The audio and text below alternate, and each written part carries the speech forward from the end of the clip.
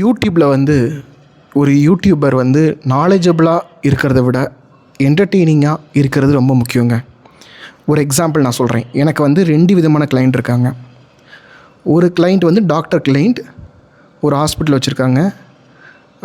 அவங்களுடைய வீடியோஸ் பார்த்துட்டு பேஷண்ட்ஸ் வரணும் அப்படின்றதுக்காகத்தான் அந்த வீடியோ வந்து பண்ணுறாங்க. இப்போ நான் அவங்கக்கிட்ட வந்து சொன்னேன், நீங்கள் பேசுகிறதுல வந்து எப்படி பேசுவாங்கன்னா ரொம்ப டீட்டெயிலாக மெடுலா அப்படின்னு கேட்டால் இது நரம்பு ஏ, இது நரம்பு பி, இதுக்கடியில் வந்து ஒரு விஷயம் இருக்கும், அது இருக்கும். நான் கூட சொன்னேன், இவ்வளவு விஷயங்கள் ஒரு எண்டு யூஸருக்கு வந்து தேவையில்லை. மேபி நீங்கள் மெடிக்கல் ஸ்டூடெண்ட்டுக்கு வந்து கிளாஸ் எடுத்திங்கன்னா இது தேவைப்படலாம். உங்கள் வீடியோ மூலிமா வியூவர்ஸ்க்கு வந்து என்ன மெசேஜ் போகணும்னா, இவங்கக்கிட்ட இவ்வளவு தீவிரமான ஒரு பிரச்சனை உள்ள ஒரு ஆள் போயிருக்காரு, அதை இவங்க சரி பண்ணியிருக்காங்க, நமக்கும் சரி பண்ணுவாங்கன்னு சொல்லிட்டு உங்கள் ஹாஸ்பிட்டலுக்கு அவங்க விசிட் பண்ணணும். இது வந்து நாலேஜபிளான கிளைண்ட்டு. இன்னொருத்தவங்க யாருன்னு பார்த்தீங்கன்னா, அவங்க வந்து என்டர்டெய்னிங்காக சொல்லிக் கொடுக்குறாங்க, என்டர்டெயின்மெண்ட் வேல்யூ உள்ள ஒரு கிளைண்ட். அவங்க யாருன்னு பார்த்தீங்கன்னா, அவங்க நேம் சொல்லலாம், சுபா அவங்களுடைய நேம். ஹிந்தி வித் சுபான்னு ஒரு சேனல் நடத்துகிறாங்க.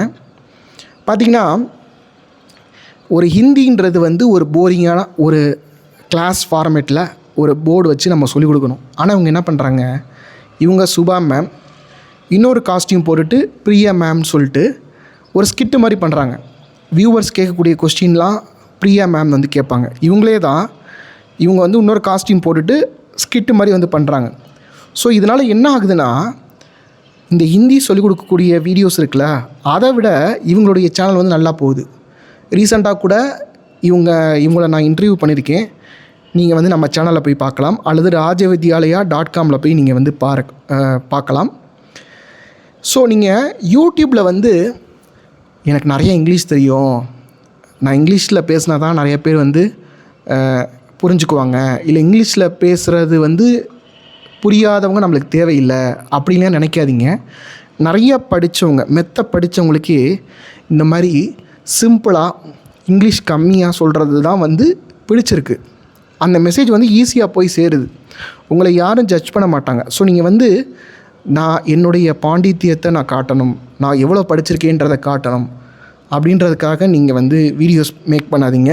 என்டர்டெயின்மெண்ட்டாக எந்த ஒரு விஷயத்தையுமே, ஒரு சீரியஸான விஷயத்தையுமே நீங்கள் வந்து காமெடியாக நீங்கள் வந்து கன்வே பண்ண முடியும். ஸோ அந்த மாதிரி நீங்கள் ட்ரை பண்ணுங்கள், நிறைய வியூஸுன்றது உங்களுக்கு போக வாய்ப்பு இருக்குது.